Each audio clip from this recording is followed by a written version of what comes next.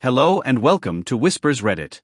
We're thrilled to have you join our cozy corner where we dive into the most intriguing, heartwarming, and sometimes mysterious stories from Reddit. Whether you're here to unwind, get inspired, or simply enjoy a good story, you've come to the right place. Make sure to subscribe and hit the bell icon so you never miss a whisper. Grab a comfortable seat, relax, and let's embark on this storytelling journey together. Thank you for being part of our community. Let's get started. To be honest, I thought we were doing well for the 4 years we were together. I thought we were in agreement and had plans and a life plan laid out. The problem is that, at least in my opinion, we both wanted children. As soon as we were married, we started talking about it. My wife left me and returned with a baby pleading for a second chance. Am I the one for closing the door in her face? You've heard the phrase, I never saw it coming a lot. Everything seemed perfect, and we were excited to start this new chapter in our lives together. But we received some terrible news that left me speechless. After a few months of talking about it, she would constantly discuss how she wanted 2 or 3 children, what we would name them, how we would furnish the nursery, and other details. She would even plan this life with our future children while looking through baby gear and clothing online. To put it briefly, it was me who was trying to conceive. The doctor basically told us that our chances of naturally becoming parents were very low because my count was much too low. It felt like a stomach punch, and all of our plans vanished out of thin air, leaving me feeling worthless. I was really hit hard by the news, and for a while I was in a pretty terrible position. However, therapy eventually helped. At first, she seemed to be quite supportive, saying that she would be happy with just the 2 of us. And that it didn't matter, but there was something odd about the way she said it from the beginning. She seemed to have dropped it much too quickly. One minute she was talking about starting a family, and the next she was saying that she didn't need kids to be happy. Don't get me wrong, I know people change their minds, but her whole manner seemed odd to me. She had stopped considering baby names and was now avoiding any discussion about kids altogether. Additionally, it seemed like she had started to view me. When I asked her about the sudden change in attitude, she would say that I was being overly sensitive and that I was just dreaming, but I knew something was wrong with the woman I was seeing. In a different light, she would start making little jabs at me that she had never said before, like how I wasn't taking care of myself or that maybe I should work out or do more around the house. Yes, I might have gained a few pounds, but it seemed like she was always looking for reasons to accuse me. I guess that as time went on, I started to trust her when she reassured me that everything was okay in order to avoid coming out as needy or insecure. I quit pressing anyway, but after a few years we were barely making ends meet and had fallen into a rut where we hardly discussed anything important. She wasn't particularly cruel, but there was a certain coldness about her, as if she had already mentally checked out and was just following the rules. When I tried to talk to her about other options, like adoption or surrogacy, she would always say that she didn't want to consider them. I'm happy as long as we're together, she would say, but I never really understood her. She seemed more interested in convincing herself than I was, and then she abruptly told me that she wanted to go on a girls' trip. She had previously gone on a few trips with her friends, and I had always encouraged her to do so it wasn't odd for her to do so now. Had been talking about wanting to go to America with her friends for a while, and since we lived in Brighton and had grown close over the years, I didn't think twice about it. I made sure she had everything she needed, helped her pack, and drove her to the airport. I remember her last words before she left, "Thank you for being so supportive." She turned to face me, and I took it as her sincere way of saying thank you, even though I thought it was a little odd that I stayed up that night to make sure everything went smoothly, so I called her when she landed. I kept myself busy around the house watching TV, keeping an eye on the time, and waited for her to text me to let me know that she had landed because her flight was scheduled to take about 9 hours. I called her to check in, but as soon as I realized her flight had landed, the phone kept ringing, but no one answered. I didn't give it much thought because I assumed she was tired and might have gone straight to her hotel and crashed, but by the time morning came, I still hadn't heard from her. I started to worry that maybe she was just busy or that her phone was on silent, so I tried calling her again and texted her a few times, but I was officially freaking out after a few more hours of radio silence. Finally, I called her sister to see if she had heard from her, but I was already starting to get really worried. I even went so far as to call her. When I called her friends back home, they were enjoying coffee while sitting 2 streets away. It dawned on me then that she wasn't traveling with pals, wasn't on a girls' trip, and hadn't gone anywhere with anyone. In the hopes that maybe her phone had broken or she simply hadn't had time to check in, they were also confused because they weren't traveling with her. It felt like my stomach had fallen through the floor as I sat there with them. I tried to convince myself that it was some kind of mistake, like maybe she had missed a connecting flight or that she had been unable to contact because of an emergency, but I knew deep down that she had this planned, and that her thank you for your support and the entire girls' trip scenario were all parts of whatever she had been imagining. I couldn't wake up as if I were living, and I couldn't understand why she would lie to me over the phone. The coldness, the way she had stopped talking about our future, and the little jabs about my appearance and health all started to make sense. I just hadn't realized, or maybe I hadn't wanted to see, that she had been drifting away for some time. That night, I sat there staring at my phone, hoping for a call, a text, or anything else, but nothing came through, and I knew deep down that it wouldn't. I remember lying there and staring at the ceiling when I woke up. I was in complete denial for the first few days, but when she realized that her side of the bed was empty, reality set in. She had actually gone, gathered her belongings, and vanished. The assurances I had given myself the night before that maybe she was late or that her phone had died were no longer valid. She had obviously planned this and wanted to go. I would keep ringing her phone in the hopes of hearing her voice and maybe getting an explanation. Her family was initially as shocked as I was that they hadn't heard from her, and her mother didn't know anything about her plans, but in the end, I visited there more times than I could have imagined. I kept leaving messages in the hopes that she would understand, even though I was half the time at a loss for words. However, all I got was silence, which oddly made things worse. I felt like I had been a stranger to her the entire time and had been left to work it out on my own without any sense of what had gone wrong. When I couldn't bring myself to cook, her mother would make meals for me and sometimes let me stay there. She would sit there while I talked about all the little things that didn't make sense, trying to figure out how my life had suddenly become so complicated. To be honest, there were times when I was too numb to speak and just sat there in silence. I would constantly ask myself what went wrong. I kept thinking about what I could have done better and how I could have kept our marriage intact. I realize this sounds dramatic, but I was totally focused on finding the solution as if it would somehow make everything better. I hardly slept or ate, and my work also started to suffer. Was there a sign I missed that I wasn't paying enough attention to her on certain days? People would notice and ask how I was doing, to which I would simply reply that I was busy with personal matters, saying out loud that my wife had left me without saying a word. It was embarrassing, so I finally told a few close friends, and they did their best to distract me by taking me out to hang out and encouraging me to move on, but even when I was with them, I would still worry about her, wondering where she was and why I wasn't enough to keep her. The constant questions from strangers, neighbors, relatives, acquaintances, and even former coworkers who had heard when I was married, one of the worst things they would ask me was, "How's married life treating you? And how's your wife are?" It was like pulling off a new scab. I would just smile and tell them that everything was fine because I didn't have the courage to tell them that she had left, but every time I said that lie, it seemed more serious. The only thing that worked in the end was therapy, even though I had never gone before. After a few months of barely functioning, I realized I couldn't handle it alone, so I found a therapist. And started going once a week. It was helpful to talk to someone who didn't know her, me, or any of our baggage. I would talk endlessly about the restless nights and how I would lie awake repeatedly reliving everything. The therapist helped me realize that she made the decision to leave, that it was her choice, not mine, and that there was no magical moment that would have kept her here.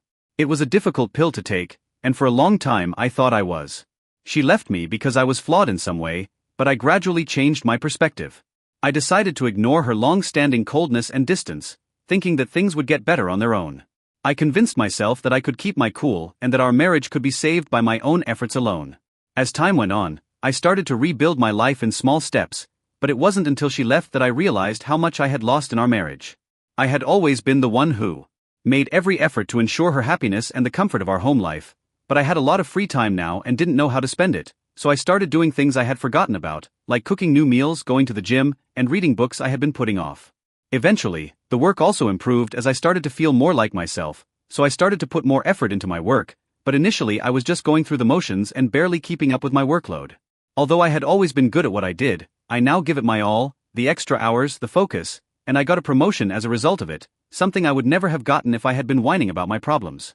Even so, there were painful days when a picture, an old movie ticket stub, or other small items that brought back memories I tried to ignore would occasionally remind me of her. When I looked at them, I would ask her questions. Actions, such as whether she ever thought of me or felt bad about what she had done, but over time, those moments started to fade away. I was also able to reconnect with people I hadn't seen much since getting married, and we resumed our activities, such as hiking and going to the golf range, which I hadn't done in years. Having someone by my side who wasn't involved in the mess and could help me move on was another benefit. Even though it wasn't quick or easy, I was making progress and was finally able to see someone who wasn't defined by her past actions when I looked in the mirror at the end of that year. In retrospect, I realized that I had invested far too much of myself in that relationship by being her spouse. I felt like I had lost a significant portion of who I was when she left, as if she had taken a piece of me with her. I felt like I could finally live my life without her shadow hovering over me for the first time in years. To be honest, I took pride in the fact that I thought I had moved on from everything after all that chaos. Life had finally started to seem normal again, or as close to normal as it could be. My work was going really well, my friends kept me busy, and I had my routine down pat. Even though I still occasionally think about her, I felt like I was stronger now. Had flashbacks to strange memories, but they weren't as frequent as they once were. She was the last person I expected to see standing there when someone knocked on my door one Saturday morning, but when she was there with a baby at my doorway, I went cold. It was like seeing a ghost, and for a brief moment, my brain just stopped working. She kept her usual appearance though, and she looked at me as though she truly thought I would be delighted to. The fact that she showed up here as if I should be welcoming her back with open arms after everything she's done really got to me because I had assumed I wasn't interested anymore. However, meeting her again evoked many feelings I had previously suppressed. At first, I just stood there and stared without saying anything. She asked if I could come in with no embarrassment after smiling at me as if nothing had happened. I kept my cool and told her no, you can stay there and explain. Despite her somewhat confused appearance, she stayed in her spot and started telling her story. I know this might come as a shock, but I wanted to return and explain everything she said. She even had a hopeful expression on her face, as though she truly thought I would be willing to listen to her. I was tempted to just close the door and laugh in her face, but I was too intrigued and wanted to know why she had disappeared. I didn't want her in my home bringing all the chaos back into the one area I had created for me.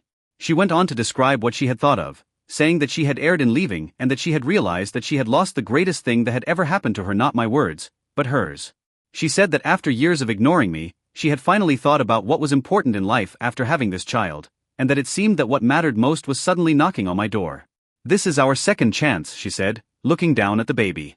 I was furious on the inside, but I tried to keep a neutral face as she went on to say that she wanted us to be a family again and that even though we had made a terrible mistake, we could now start over as just the three of us.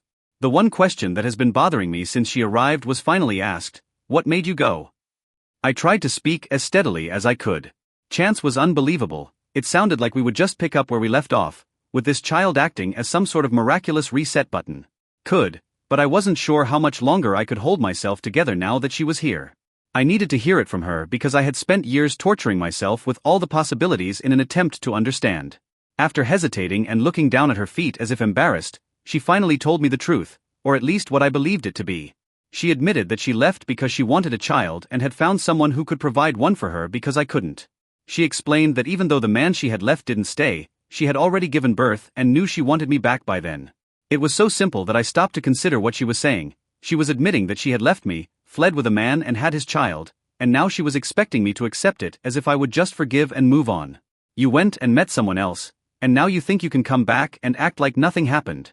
She broke down in tears and expressed regret for her horrible mistake, but I was unmoved by her constant talk of how she knew we were meant to be together and that I was the one she truly loved. To be honest, she found it hard to keep a straight face, and her expression was so innocent that I was shocked. She then tried to guilt-trip me by talking endlessly about how hard it had been for her to be a single mother. In fact, she tried to paint herself as such. As the victim in all of this, she assured me that she was ready to make amends this time and that she wanted my assistance. I couldn't stop wondering who she thought I was, and I listened to everything as I stood there, but I had had enough. I told her bluntly, "You have to live with a decision you made a long time ago here, there is no second chance." She looked shocked, as if she had never even imagined that I would say no, as if she really thought she could just stroll back into my life because, just when I thought she would finally understand and leave, she became irate with me, accusing me of selfishness and demanding that I give her another chance to make amends. She claimed that she could have taken half of everything and divorced me at that time if she had so desired, and she even had the gall to say that the house should still belong to her. I felt relieved because I realized that I was now seeing her for who she really was, as if her true colors were being exposed in front of me. I said, "You finally have the life you've always desired, and I no longer have responsibility for this," without raising my voice or arguing with her. I ended any final words she might have said by shutting the door in her face. I felt a strange sense of serenity as I stood there and heard her muffled screaming coming from the other side of the door. She might shout, knock, weep, or do anything else, but I knew I would never allow her to return because the woman I had married and loved was no longer with me. I moved away from the door and took a seat after a stranger who thought she could pick up the pieces whenever it was convenient for her took her place. I think that was it. I thought she would understand and just leave after I closed the door behind her, but instead she started banging on it and yelling various things. Her nerve seemed unreal to me. She had the G to stand there and insist that I listen to her while I was in the only place that was truly mine. I had recovered from the catastrophe she had left me in. At first, I thought I would ignore it and let her scream until she was exhausted, but then I began to wonder what kinds of excuses she would make this time to show her that I was listening. I opened the door just enough to let her in, but not enough that she could see me. She seemed shocked that I hadn't given her the response she wanted, as if we were having a normal argument and weren't handling her. Abandonment, she launched into a long monologue in which she said she was willing to forgive me for closing the door on her and that she wanted to start over. She went on and on about how we could work things out if we both worked hard. I couldn't help but laugh at that point because this woman had more nerve than I had ever seen. When I did that, she looked angry as though I should feel bad for ignoring her. I told her that you threw everything away while you had the chance. She started saying, I won't just act like nothing happened just because you want to, and her cheeks flushed as she continued, you don't understand how hard it was for me. She also talked about how she had been so lost after leaving and how she had realized her mistake too late, but I didn't believe it. I told her that she had made the decision to leave, planned it, made up a lie about it, and then carried it out. Her remorse meant nothing now, and her tone completely changed. I just stood in awe of this woman who had abandoned me without saying anything and now felt she should be compensated in some way for not trying to defraud me, as if she should be commended for not being as awful as she could have been. She stopped the melancholy repentant act and started attacking me, accusing me of being unfair and lacking the grace to give her another chance. She even dared to say, I could have taken everything from you back then if I wanted to, I could have stolen half of your possessions. She looked at me with a mixture of anger and another emotion on her face, possibly desperation or remorse, but to be honest, I didn't give a damn because I had just finished. That's where all the years I had spent questioning myself, feeling bad, and wondering if I was somehow to blame for her leaving vanished. It felt like the burden I had been carrying was finally lifted when I saw her for who she truly was, but she wasn't done. She started to pace my porch while complaining that I would regret not giving her another chance and that I would never find someone like her. In fact, by refusing to take her back, she tried to make me feel as though I should be begging her to stay here because she was the one who destroyed everything we owned. She got louder and kept complaining about how I had forced her to leave in the first place when she realized I wasn't going to back down. I was shocked that she was trying to blame me for her choices. I told her straight out, look, you could have told me the truth if you really wanted a child when you were making plans to go, you didn't need to. Her reasoning seemed to suggest that I had failed her as a husband because I couldn't conceive, which somehow excused her from leaving to have a child with someone else. If I had been more understanding of the entire kid situation, none of this would have happened. She just looked at me like I had smacked her and had nothing to say in response, but I stopped her from talking. I told her that she had to live with a decision she had made on her own and that I had no problem with it. She made one last effort to change her dejected expression and asked me to think about the boy and how I was being unfair by ignoring him as if I were the bad guy. She really used the child in her arms to guilt-trip me, but I wasn't buying into it. She was aware that I would never change my mind and that I would never allow her back into my life. I could see the anger waning and being replaced by something else, either genuine regret or just plain exasperation, but I didn't care. She had tried to walk all over me and expected me to smile and give her credit, but now she was just a stranger for a while. That child, I told her, I'm not involved with him, you are not mine, and neither is he. She stood there for a few more seconds, as if she was waiting for me to decide to call her back. I didn't say anything else, but when it finally hit her that I meant every word, I just stood there and watched her expression. I didn't wait for her to hit me again this time because I knew deep down that I had already made up my mind and that there was no going back. I'm not sure, but I got out of the door feeling like I had finally won, even though she had been hoping for a long time. I felt free to go back and use manipulation to regain my life. Neither for her nor for us, she was now only a memory that I had finally put behind me. I felt as though I could breathe again after all those years of pain and shame, and what do you know, it was pleasant? As soon as I closed the door behind her, I no longer felt sad, angry, or even surprised. Instead, it was as though all of the regret, guilt, and constant wondering that I had felt for her over. Her mother texted me a few days later to apologize, saying she was embarrassed by her daughter's handling of the situation and that she had tried to reason with her, but obviously it had failed. Her mother was a good person who had been of great assistance to me since her daughter left, and I could see that she was ready to move on because I had finally found the closure I didn't realize I needed this time. Naturally, things didn't go as well as I had intended. Was genuinely upset about the situation, even though I didn't have anything against her. I didn't want to be pulled back into it, so I just said, thanks for checking in. I didn't want to waste time explaining my decision, and I wasn't going to give her mother any more information. She knew it was over because she understood. Over the next few weeks, I learned tidbits via mutual connections and social media that she had apparently moved back in with her parents and that things weren't going well. Her former friends who had supported me when she first disappeared didn't feel sorry for her and weren't eager to get involved in her drama because they had all moved on and you can't hold them responsible. Her parents weren't happy either because they didn't have enough money, and the man she left me for had nothing to do with it. He had completely bailed her out, leaving her to fend for herself because it seemed he hadn't committed to the long term. Money to support her and the child. I knew this because her father called me soon after her mother texted me, and I almost didn't answer. He said that they were having financial difficulties and suggested that maybe I could help. He was polite but direct, and he went on to talk about the baby and how hard things were for them, saying, "We know you care about her." I listened politely, but I couldn't help but laugh a little. As he started to explain that his daughter only needed a little assistance to get back on her feet, I gently told him that she made her own decisions and that I wasn't in the right frame of mind or in a position to help. Since he didn't follow up, I think he understood the message. Her friends, with whom I hadn't spoken in years, started getting in touch with me, and the next thing I knew, some tried to use the guilt angle by saying that she was going through a tough time and that maybe I could find it in my heart to give her another chance. She even dared to say that the child needed a father figure and that I shouldn't let my bitterness get in the way of my attempts to help him, but I wasn't going to back down. I wasn't going to let anyone make me feel bad for making my own choices. I had finally given that woman everything I had after years of feeling unworthy, and she had thrown it all away. Instead of depending on me to save her, she should at least take responsibility for her choices. The calls and messages gradually decreased.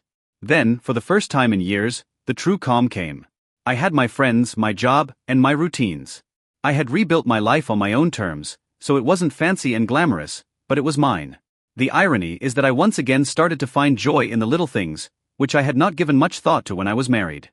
In volume before ceasing completely, everyone seemed to realize that I was serious, that I had moved on and that I would not get caught again. To read for years, cook my own food, and go for walks. It felt good to be free and realize that I could live my life as I wanted without any approval from others. I felt like I had slowly regained my life. Occasionally, someone who knew us both would ask, "Hey, what happened with her?" I would change the subject and give a polite, succinct response because I didn't want to keep returning to a chapter that was so obviously over it. When I last heard from her, things weren't going well. She was still bouncing between her parents' house and friends' sofas after her welcome, and she was struggling to keep a job. Occasionally, people I didn't talk to would message me to say that she was approaching anyone who would listen to ask for help. A few of them even suggested that she hoped I might change my mind and decide to be her child's father after all. It wasn't that I was hiding anything. But that was not going to happen. I had spent too much time and energy trying to rebuild my life to ever think about going down that path again, just because things didn't work out. I wasn't going to be her support system or the one to pick up the pieces, and nothing was going to drag me back into that chapter. In the end, I think I got the closure I needed. She was now dealing with the consequences of her choices, and for the first time since the day she left, I felt fully. I honestly appreciate you watching all the way through. If you really enjoy our videos, please remember to like, share, and subscribe. Have a great day. Thank you for watching. If you haven't already, please do so and hit the notification bell to stay updated with more shocking real-life stories happening around you. I was happy that I had moved on, not in a grand theatrical sense, but quietly contented.